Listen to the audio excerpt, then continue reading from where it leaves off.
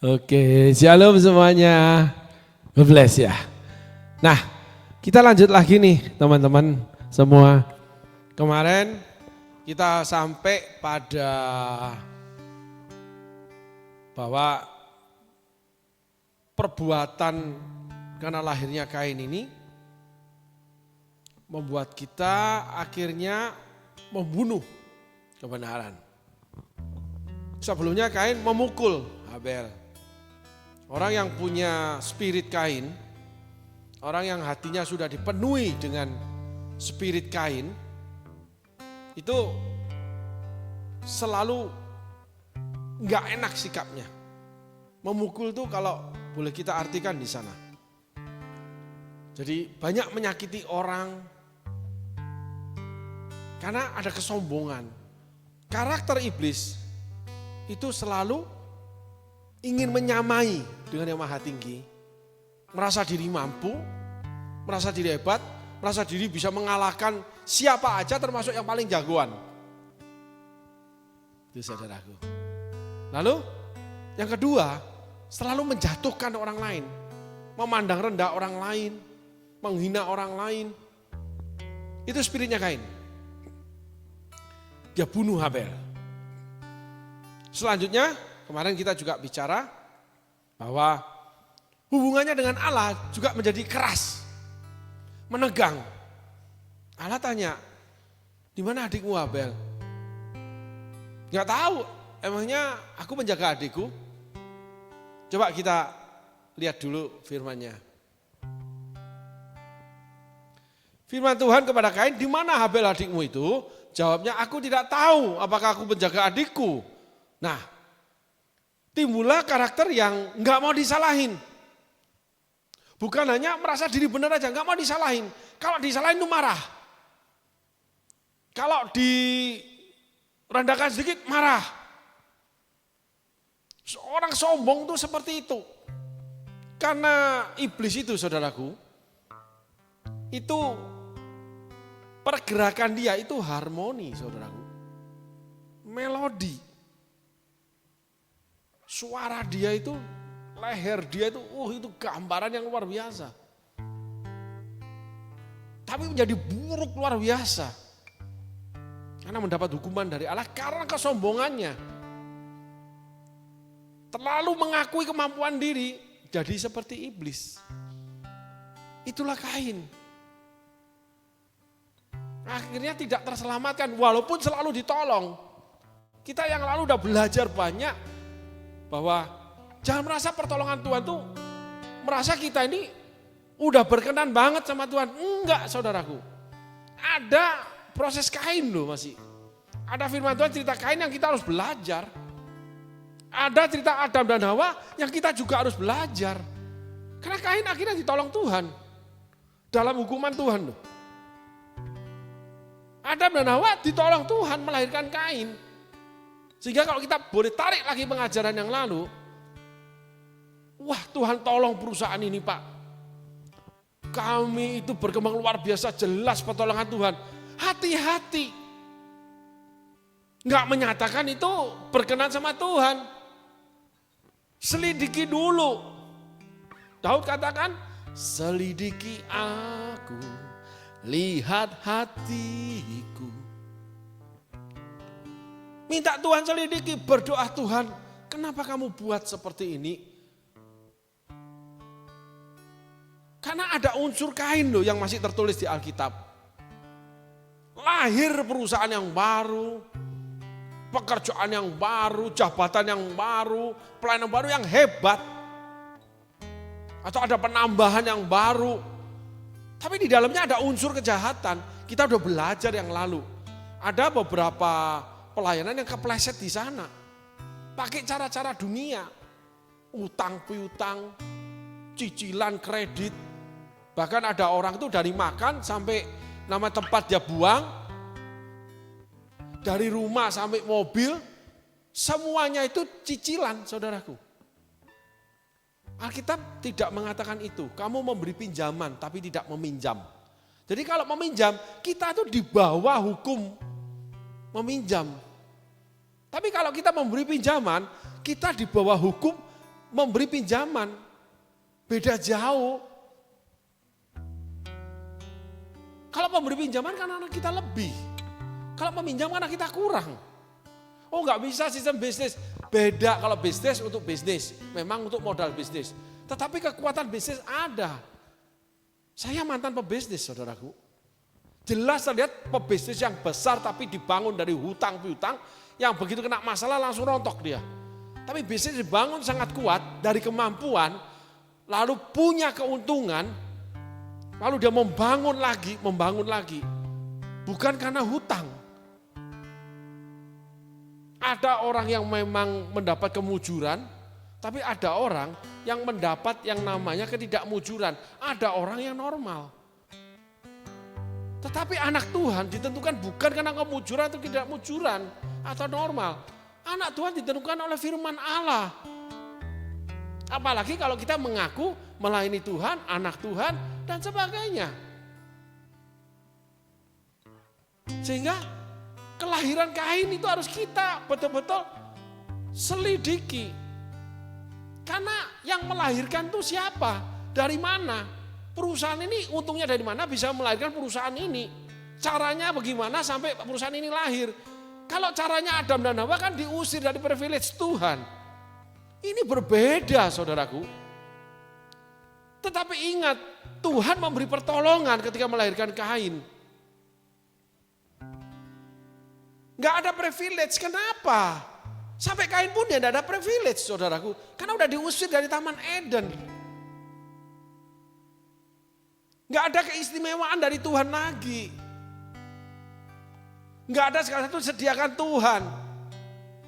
Cuman kuasai kelola saja. Gak ada Tuhan tengok, oh aku tambahkan ini. Kalau Tuhan yang tambahkan, itu bukan Kain. Maka tidaklah baik manusia seorang diri saja. Tetapi dalam perjalanan kita bersama Tuhan, Tuhan buat kita berhasil. Di dalam keberhasilan itu muncullah ular. Ular menggoda kita. Seperti Kain digoda, seperti Hawa digoda.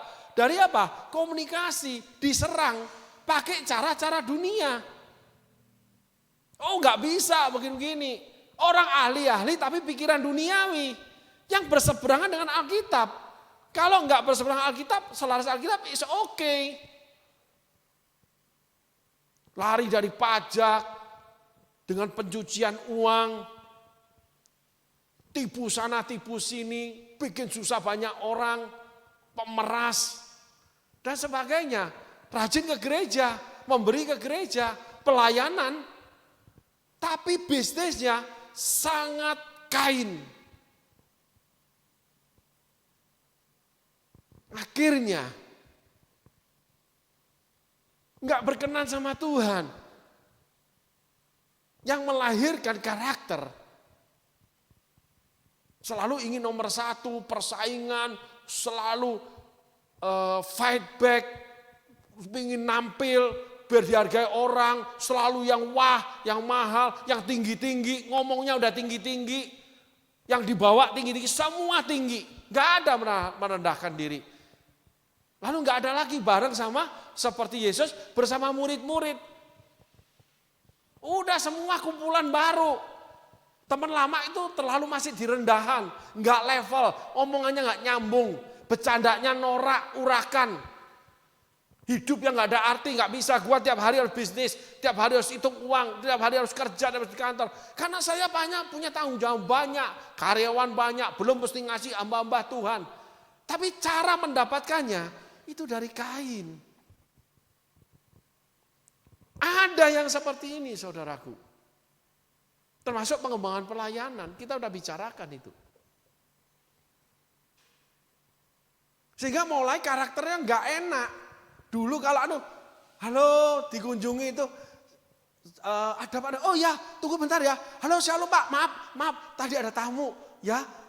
Pak, gimana? Ayo yuk. Pak, sudah makan belum? Sediain makan. Sekarang, tolong bilang sama Pak Pendeta, nanti aja saya call back. Hai, ayo kita pelayanan. Ini ada tamu, bisa temenin nggak? Waduh, maaf. Gak bisa Pastor, nanti aja saya telepon restoran makan aja di sana, nanti saya selesaikan. Wih, semuanya wow. Bergaya karena uangnya banyak. Lalu hidupnya dipenuhi dengan kesibukan.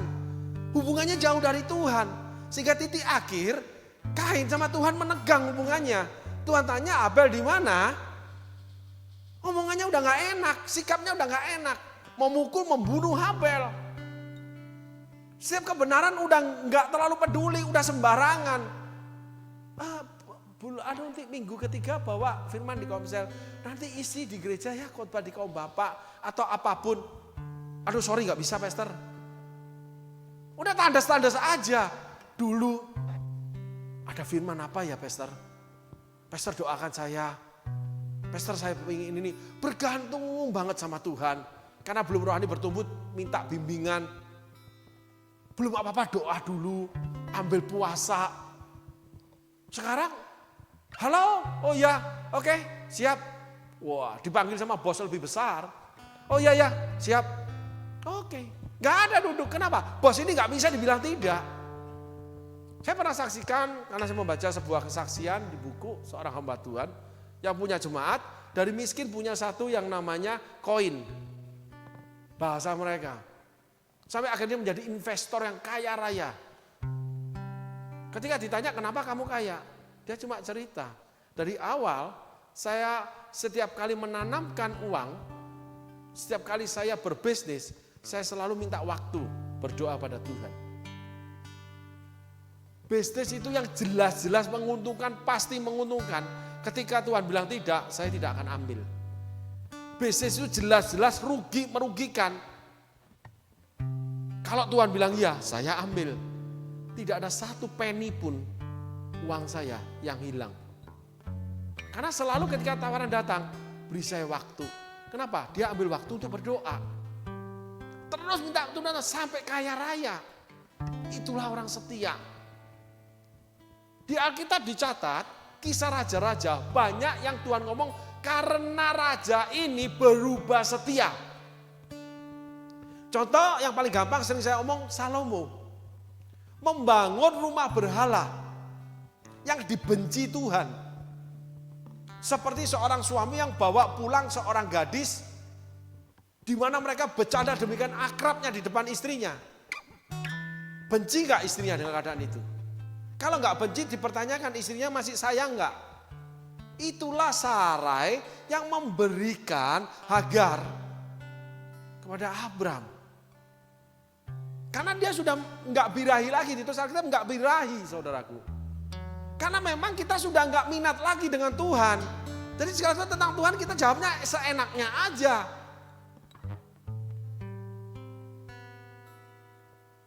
Dulu kalau ngomong, makasih ya pastor, doain saya terus ya. Jangan jemu-jemunya, arahin saya, tegur saya kalau saya salah. Sekarang kalau chatting, ya tidak. Oke. Wow. Itulah karakter Kain. Emang aku menjaga adikku? Gak tahu. Jadi getas, keras rohnya. Karena hubungannya menegang sama Tuhan. Tetapi setelah itu, Tuhan akan berperkara. Saudaraku, satu hal kita harus belajar. Tuhan itu panjang sabar, besar kasih setianya. Tapi tidak pernah menghapuskan setiap orang dosa-dosanya. Tidak pernah menghapuskan hukuman setiap orang dari dosa-dosanya. Orang itu datang sama Tuhan minta ampun, diampuni. Akibat dosa tidak bisa, kamu harus tanggung. Dan Tuhan akan bicara kronologisnya. Tuhan akan bicara faktanya. Di sana kamu tidak akan ngerti lagi. Orang-orang seperti ini udah gak bisa nangkep. Biasa ibadah, yes, ya, wow. Dapat apa? Tuhan bicara banyak. Wih tadi aku dapat, wah aku dapat peneguhan, aku dapat teguran. Semuanya itu Tuhan bicara sama dia. Diberkati dalam ibadah, diberkati mendengarkan firman Tuhan. Pujian pun sampai tersentuh. Sekarang enggak, biasa aja. Kenapa? Karena selalu menilai. Kalau kita menilai, otomatis kita beri nilai itu berarti kita lebih tinggi dengan yang kita beri nilai. Hanya orang yang lebih tinggi yang bisa menilai sesuatu. Saudara tidak ditentukan sebagai pembeli yang punya hak menawar ketika firman Tuhan dibagikan. Ketika hal yang rohani saudara harus kerjakan. Saudara bukan pembeli. Saudara cuma penerima dan pelaksana. Ini penting saudaraku. Banyak orang ditawari pelayanan atau diberikan pelayanan seakan-akan dia itu penting. Mungkin bagi manusianya, manusia itu punya budaya sendiri.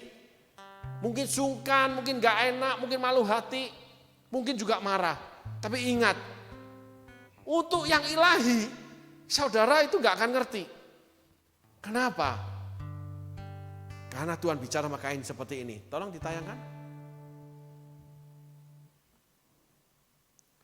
Firman Tuhan, apakah yang telah kau perbuat ini? Darah adikmu itu berteriak kepadaku dari tanah. Coba saudara perhatikan ini. Darah itu berteriak dari tanah. Kita nggak akan bisa mengerti kalau kita tidak dekat dengan Tuhan. Kita nggak akan mengerti pembicaraan seseorang kalau kita tidak bisa dekat sama seseorang itu. Kalau dekat, orang itu melirik gini, kita tahu. Contoh suami istri yang paling dekat. Mereka dekat. Kalau mereka ada suatu, mereka kalau melirik gini, suaminya atau istrinya memberikan wajah gimana, langsung suaminya berubah. Karena hubungan mereka dekat. Coba kalau seorang teman baru kenal, ketika muka gini, kenapa kamu kok gitu memandangnya? Karena nggak kenal. Sehingga dikatakan darah adikmu berteriak. Kain nggak tahu. Kalau saudara sampai firman yang keras nggak bisa menegur saudara, ingat, saudara sudah berjalan terlalu jauh. Perbuatan saudara sudah terlalu jauh menyakiti hati Tuhan. Ketika awalnya Tuhan selalu berbicara dengan yang saudara mengerti. Ketika Tuhan sudah mulai saudara tidak bisa tangkap apa yang Tuhan sampaikan, saudara terlalu jauh. Saudara balik. Ampuni semua kesombonganku, ampuni semua kedaginganku. Saudara sudah titik Kain membunuh kebenaran. Di dalam saudara sudah tidak ada kebenaran. Iblis dikatakan di dalam dia tidak ada kebenaran dari awalnya. Kebenaran yang saudara percayai, kebenaran yang saudara sudah pernah lakukan, itu tidak diperhitungkan. Yeskel 3. Setiap orang yang berbalik dari kebenaran, maka kebenaran yang pernah dia lakukan tidak pernah diperhitungkan. Yesus ngomong, keadaanmu lebih buruk. Lebih baik kamu tidak kenal kebenaran daripada kamu kenal kebenaran kamu berbalik. Lebih baik kamu nggak usah tahu bagaimana hukum taburan, tabur tuai, daripada kamu tahu kamu berbalik dari itu. Sadis kalau sudah sampai titik ini. Tuhan udah nggak bicara dengan pengertian. Tuhan cuma sampaikan apa yang dia ingin sampaikan. Lu mau ngerti apa tidak, urusan lu. Karena dia sudah tetapkan hukumnya. Saudara sudah masuk hukuman. Banyak orang nggak mengerti ini. Banyak orang masih bangga menjadi Kristen. Banyak orang masih bangga melayani Tuhan. Akhir hidupnya, sepanjang hidupnya, dia akan disiksa. Daud itu sakit sampai mati. Saul untuk mati aja susah, harus dibunuh baru dia bisa mati. Daud itu harus mati, bukan Daud. Yudas itu mati gantung kiri sampai jatuh, baru ususnya terburai keluar, baru mati. Absalom itu harus mati digantung. Ditombak 10 orang, mati dia. Kecantol dahan dia. Dalam pengejaran dia terhadap Daud. Jangan keterlaluan. Jangan pandang enteng didikan Tuhan. Pada satu titik, ketika Tuhan berbicara saudara tidak bisa mengerti, sudah jalan hukum dia. Itu Tuhan sudah jadi musuhmu. Daud itu pada awalnya sudah jadi musuh Tuhan karena Tuhan sudah ngomong anak yang dikandung ini pasti mati. Bisa ditawar gak? Gak bisa. Hukuman pasti turun, pasti jalan. Esau tuh sampai menangis, meraung-raung mencari hak sulung dia. Allah tidak berikan, dia tidak dapatkan. Saul itu sampai mencari memanggil arwah untuk mendapatkan Nabi Samuel, untuk mendapatkan suara Tuhan Nabi Samuel. Malah mati tragis dia. Hati-hati saudaraku, jangan terlalu jauh kamu berbuat sesuatu oleh karena kesabaran kemurahan Tuhanmu. Pada titik tertentu, dia akan menjadi musuhmu. Orang sombong adalah musuh Tuhan. Kain penuh kekerasan, penuh kesombongan. Hasil daripada Adam dan Hawa yang namanya kompromi. Karena memandang dunia, pikiran-pikiran setan, pikiran orang-orang yang tidak selaras dengan firman Tuhan. Sehingga akhirnya Kain tidak peduli lagi dengan firman Tuhan, tidak peduli dengan Alkitab. Itulah orang-orang yang seperti Kain. Seenaknya sendiri. Enggak tahu aku. Emang aku menjaga adikku, keras rohnya, getas. Nah di titik ini Tuhan cuma bilang, darah adikmu berteriak menuntut balas. Perbuatan saudara akan saudara terima lipat ganda. Apa yang kamu tabur kamu tuai. Baik, mari saudara-saudaraku, hari ini kita belajar dari Adam dan Hawa. Kita berjalan, belajar kesalahan demi kesalahan, pelanggaran demi pelanggaran, sampai titik di mana akhirnya Allah menetapkan hukuman. Allah berbalik menjadi musuh, tidak mengingatkan lagi. Dan kita ambil contoh-contoh yang membuat kita jangan seperti Kain, yaitu Saul, Daud, Musa. Selalu Tuhan ingatkan tokoh-tokoh ini, termasuk Raja Ahab, termasuk Hizkia, karena berbalik setia. Karena saudara ingkari Tuhan, ingkari perjanjian Tuhan, ingkari firman Tuhan yang diterima saudara. Dengan terang-terangan saudara melanggar. Lalu dengan terang-terangan saudara punya alibi untuk membenarkan diri saudara. Kan saya begini sehingga saya nggak bisa lakukan itu lagi. Saudara bisa bicara dengan manusia, manusia bisa terima. Orang itu mungkin mengalah, orang itu mungkin bisa mengadopsi pikiran saudara. Iya benar juga sih. Tetapi Tuhan itu selalu punya keputusan sendiri. Tidak ada orang di dunia, satu orang pun yang sanggup menjadi penasihat Tuhan. Jadi segala keputusan Tuhan tidak bergantung dari manusia, bergantung dari pikiran dan hatinya Tuhan sendiri. Absolut Tuhan itu, kurios penguasa tunggal. Sehingga ketika dia putuskan, tidak ada bisa menggoyahkan. Kalau Tuhan udah ngomong pasti jadi. Jadi carilah perkenan Allah, sehingga perkenan dia menjadikan engkau berhasil, menjadi berkenan, menjadi hebat, menjadi berkat dan menjadi segala satu oleh karena kerajaan Allah. Tapi apabila kau tidak berkenan hidupmu, perjalanan Adam dan Hawa menjadi privilege sampai Kain. Kau gak bisa dikasih tahu, Tuhan beri waktu, terus Tuhan ngomong, Tuhan beri pertolongan, nasihat. Satu hari Tuhan juga tanya, dan kamu mengeraskan hati, di sana Tuhan sudah berbalik. Dia akan menjadi musuhmu. Dan hukuman ditetapkan untuk kita. Makasih saudaraku, Tuhan Yesus berkati.